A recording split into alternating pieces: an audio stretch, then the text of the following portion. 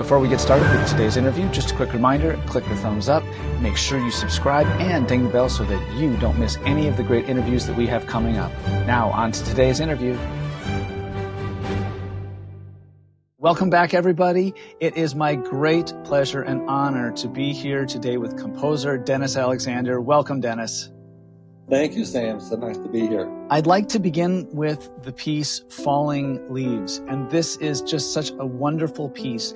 I love the fact that you've just done an amazing job of writing a piece whose difficulty level is rather easy, but it doesn't sound juvenile at all. It has a very mature sound to it. We all have adult students, or we have students who have begun as older beginners, and they want something that sounds mature. They want something that sounds sophisticated, and you've done a wonderful job kind of imbuing this piece with these modern pop sounds that are comfortable to students' ears. And the piece is, again, you've really achieved that goal of making something that sounds like it's harder and more sophisticated than it really is. You open with this beautiful falling leaf motif. Talk to us a little bit about how you put this piece together. Well, I'm always one that uses a lot of imagery in my teaching and in my own performing. So this particular piece is a piece that where I want students to learn a little bit about the importance of not only looking artistic when they play, so keyboard choreography is important here, but also learning a little bit at this very elementary level about how rubato can be used. For instance, when a leaf falls off a tree, it doesn't just fall off and go boom, straight down. That leaf flutters in the breeze a little bit. And those quarter notes, those descending quarter notes in the piece need to be given a little bit of flexibility so it doesn't sound like they're being played with a metronome. All right. Now, of course, rhythm is so critical, and having a strong foundation of rhythm there's nothing more important. But romantic style pieces need to have a little flexibility. And throughout this piece, you might even have noticed we have spots throughout the piece where I have a quarter rest in both hands at the ends of certain measures. When we see rest in both hands, it's like the composer's waving a red flag to breathe. Breathe a little bit there, okay? Now take a little breath before you move into the next measure. In the music itself, at the end of measure 4, for instance, I have a rest in both hands. And in the end of measure 12, I have a rest in both hands. I could have very easily have made in the right hand that one note, the D, I could have made that a whole note because it rings, through the whole measure with the pedal anyway. But I purposely wrote it as a dotted half note followed by a quarter rest. And in the left hand, I have that little motive of 3 quarter notes. I could have gone 2 quarter notes and a half note.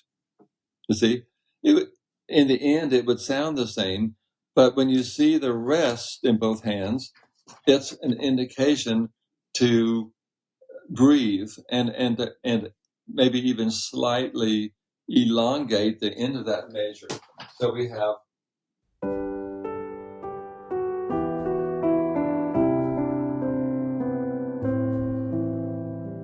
breathe.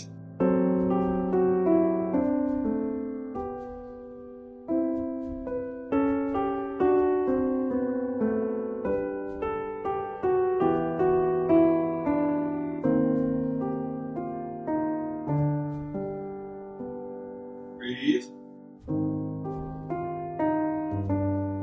Again, breath of those rest. So you heard my descending line, just having a little bit of slightly moving forward, relaxing here and there.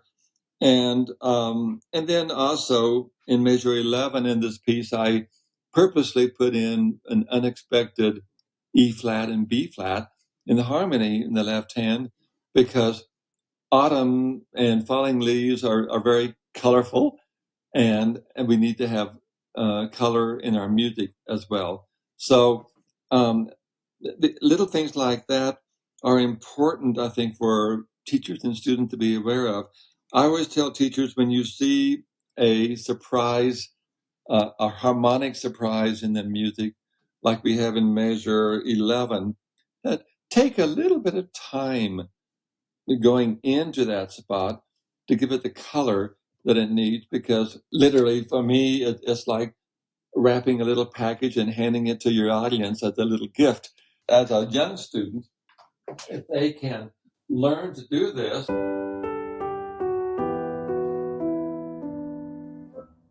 just that tiny bit of what I call musical placement, for me, makes the difference between a good performance and a superb performance.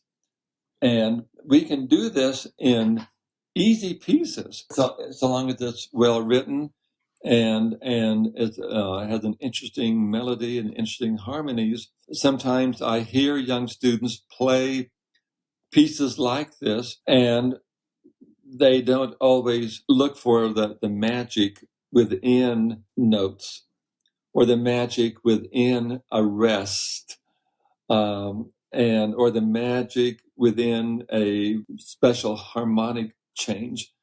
So this is what I want students to really be aware of, and teachers as well, when they teach. Sometimes teachers tend to be so concerned about just getting the right notes and the right fingering and the right rhythm that some of the artistic elements are missing in elementary performances. And I'm always delighted when I hear a young student play one of my pieces and they sound artistic and they sound, really musical, and they have also beautiful choreography at the keyboard. They know what to do with their hands and with their upper body. But all of these elements are so important to teach. I love how you have designed in space for that student to explore their artistry and to really play expressively and musically. I love that about this piece. My guest today has been composer Dennis Alexander. His piece on the new National Federation of Music Clubs Festivals list is Falling Leaves. You can find it in his book, Mr. A Presents First Lyric Pieces, Book 1. You can find it at high-quality music retailers near you. Thank you so much for being here today, Dennis. You're so welcome, Sam. It's a pleasure to be with you. Thanks so much.